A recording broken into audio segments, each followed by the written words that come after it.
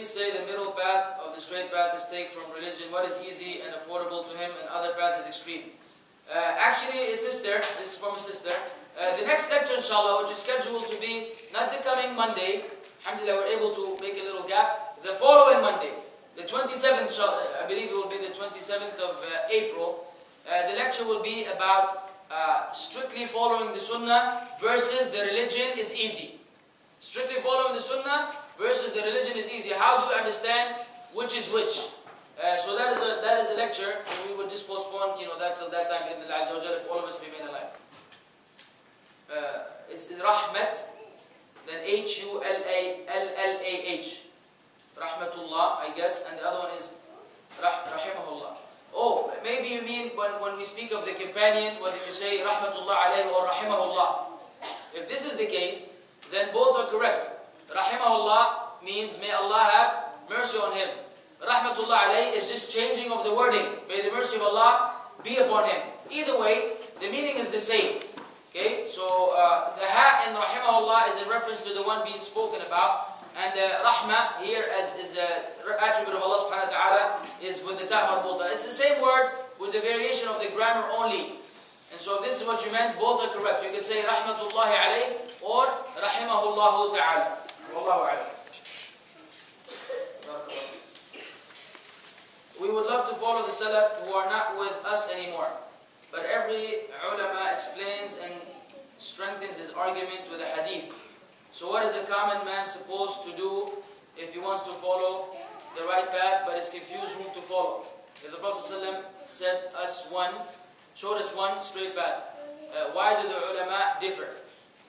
Well, the ulama differ because first the ulama differ in terms of the caliber of the ulama. Yani the alim himself, whether he's upon the sunnah or not. Because you have ulama who are not upon the sunnah. Readily available among the Muslim ummah, telling you to celebrate innovations, telling you to do things that are not part of the sunnah, and they do this outwardly, and they propagate that. So these, it's obvious that, we have been given understanding and intellect to distinguish between the truth and the falsehood. There are signs that you can tell in the alim. Now, among the ulama who are upon this right understanding, they differed because it was the nature of the deen that there are issues that people may differ about in terms of understanding. And this goes all the way back to the companions. So even in the difference of the scholars, they are actually going back to the difference. They are imitating the companions who also differ. But did that difference cause their hearts to differ? No. Did that difference make them boycott one another? No. Did that difference cause fitna among them? No. Rather, their difference was in interpreting a particular hadith or understanding it in a particular context. So you will find that some of them would do something in this fashion, and the other will do in another fashion. And the Prophet ﷺ already gave us the outcome. He said that if the person who has knowledge, if he exerts himself and he gets it right, he will get 2 rewards. And if he gets it wrong, he will get 1 reward. So even if the alim makes a mistake, he will still be rewarded by Allah.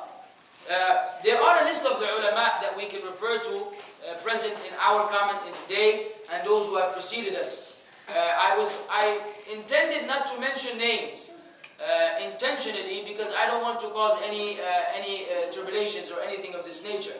But obviously, if you wish, you can email me, and I can email you some of the scholars that are reliable in terms of you seeking knowledge from, whether from the old early generations, like we know from Imam Shafi'i, the 4 A'imma, Sufyan ibn Uyayna, Sufyan al-Thawri, al-Awza'i, Hasan al-Basri, Ikrimah, and all those companions and the Tabi'een. And then in Ibn Taymiyyah, Ibn al-Qayyim, Imam al-Dhahabi, Ibn Kathir, these ulama, and those who are in recent time like Shaykh bin Baz, rahimahullah, Shaykh bin Uthaymeen, Shaykh al-Albani, rahmatullah alayh, and some of the other mashayikh.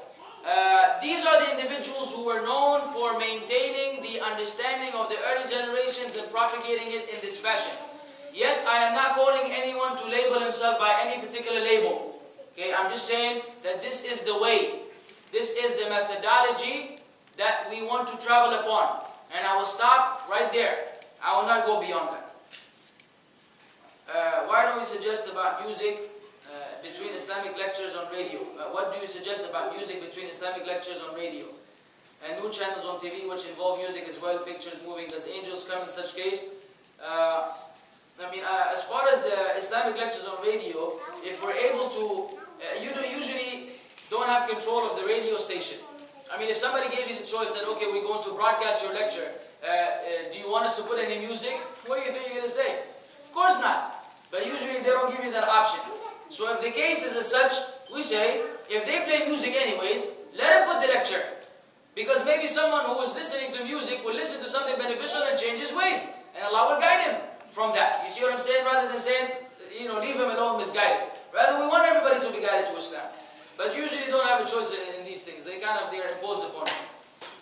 Angels do not enter a place, of course, where Allah subhanahu wa ta'ala is being disobeyed.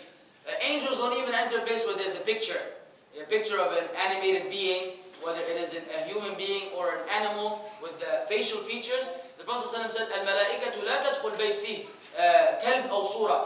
The angels do not enter a house which has a dog or an image. Now, if you have an image of a plant or a sun or the moon, ma fi mushkila. But if you have your graduation picture, with a big smile on your face, no angels for you there. No angels for you over there. And the scholars say, look man, a house with no angels is no good. That's a house with shayateen. Because you either have shayateen or you have angels. They don't sit with each other. So, sitting there listening to music on the TV, and what TV channel now, is free from that. Even Allah musta'an, the Islamic channels, the nasheed, that sounds nothing like the shi'r or the poetry of the companions, that you cannot even tell the difference now between a song or a nasheed. Except that they call it Islamic nasheed. But if you heard it, say, what is this, man? This sounds like an old song that I used to listen back in my jahiliyyah. You know what I'm saying? So, be careful of these things. Allah musta'an, Allah, it's a fitna. And the problem is, if I sit in here and try to tell you, to leave all these alone, people think that we're trying to push you away from the deen of Allah. And Allah knows that I want protection for myself and for you. So I tell you the truth, if you're able to live at that level, barakallah feek. Then you're just only strengthening your opportunity to enter Jannah without any punishment. If you're unable to give up some of these things, then, Allah musta'an, it's a lot of fitna. Music, women, openness, negligence, carelessness in the way people conduct themselves. It's a problem, calamity that has befallen upon the Muslims. Perhaps Allah subhanahu wa ta'ala will accept that from us and grant us that wish that we really, sincerely, inshallah, wish from the bottoms of our heart. Allah musta'an. Jazakumullah khairan. Assalamu alaikum wa rahmatullahi wa barakatuh.